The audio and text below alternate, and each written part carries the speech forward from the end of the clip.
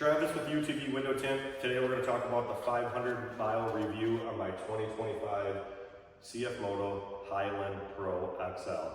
So we did a 200-mile video. I just recently went on vacation, did a lot of trail riding. I put on 150 to 200 miles during that trail riding. The machine currently sits at about 550 miles. So I want to talk about the pros and cons. If you guys are interested in this, CFMOTO just released the 2027 machines.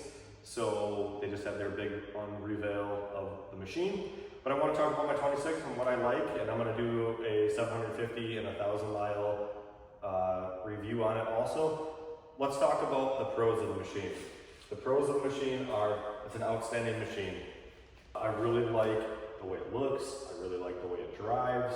I really like the wheel and tire setup that I've done. So since I bought the machine, we've tinted the windows.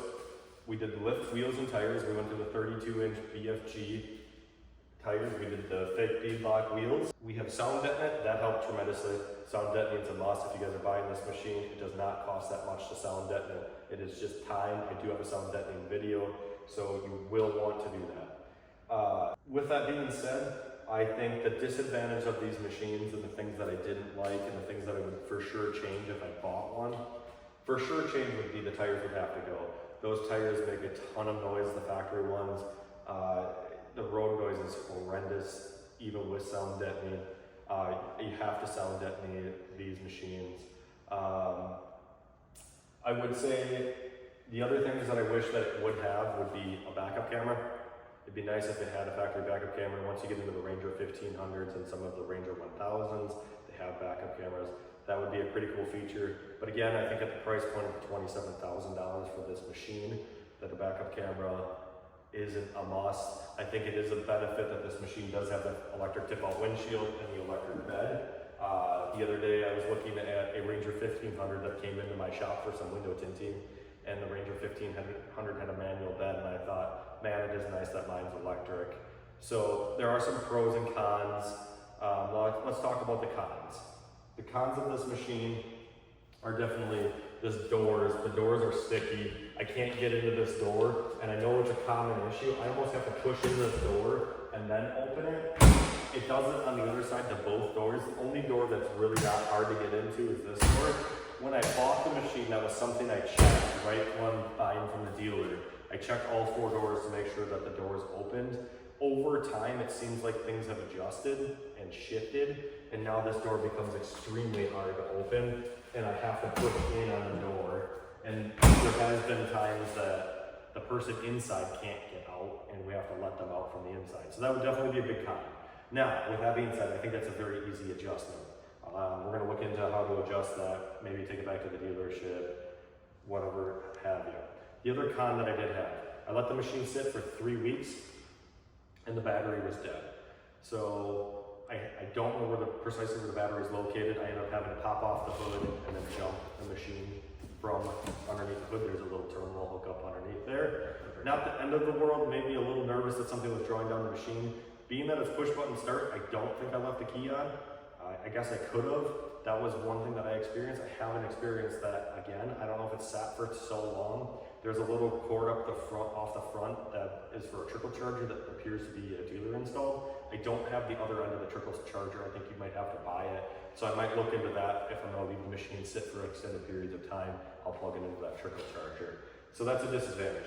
The other disadvantage is going to be the turn signals. I wish it came with factory turn signals.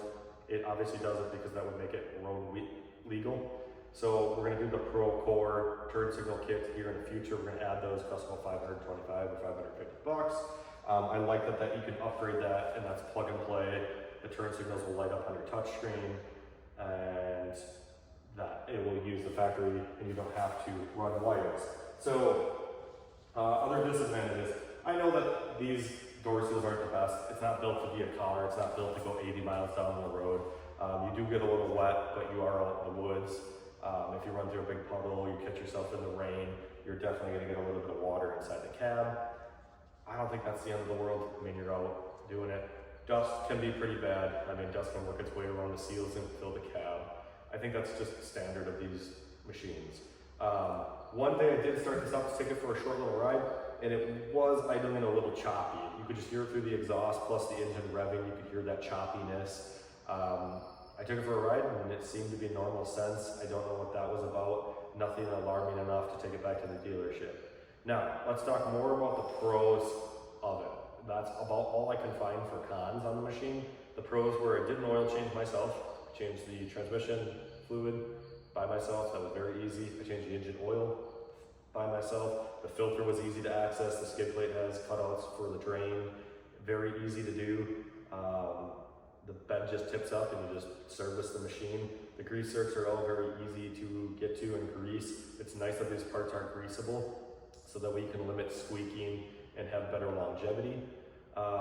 Let's go into the question that everyone's gonna ask me and has asked me. People local to me have seen the YouTube videos and have asked me, would you buy another CFMOTO? Would you do it again? Yes, I would buy another CFMOTO. I think you're really saving quite a bit of money and you can deal with some of the minor inconvenience problems that this machine might endure for saving yourself $10,000 and even in $15,000 in some cases in the Ranger 1500s. So I have no clutch problems. I've done no belt service. I've done nothing, even with the larger tires. That might be something we do in the future, but I'm gonna run it to as long as I can before changing out the clutch to accommodate the big tires. I have a friend who just bought a Can-Am Defender brand new and had some idling issues where he would put it in gear and it would shut the machine off. Took it back to the dealership 3 separate times and they've kind of worked through that. So not every machine's perfect. The guys on the forums like to tear these CFMOTOs apart. I'm giving you a real world thing. I don't have many issues with it. I trail ride it, I street ride it, I do 50 miles an hour in it. It's a great machine. There's a couple things that would be changed. I really love the tech in it. Having the Apple CarPlay in it's very cool. I would say a disadvantage of that Apple CarPlay is the speaker bar is in the back. Having speakers in the front also so that way you're not deafening the people that are riding in the back while listening to music, and you could more level out the sound inside the cab would be huge. The blinker kit would be huge. Having hazards, that kind of things would be huge on it. A backup camera. These are all things that you can change relatively cheap too. I mean, you're talking about sticking a couple $1,000 to add a camera and blinkers, not the end of the world. So those are my honest reviews. So if you guys have any questions, feel free to reach out. Check out the website, UtvWindowTint.com. We have more content coming out all the time on this machine, on tinting customers' machines. If you guys are local and want to get your windows tinted, feel free to bring the machine in. We are in Fond du Lac, Wisconsin. We had a customer just bring in a machine that was brand new for ceramic coating, sound deadening, window tint. So that was pretty cool. But we're gonna keep on building this machine. Might add a dome light, some rear bumpers, some front bumpers, some exterior lighting.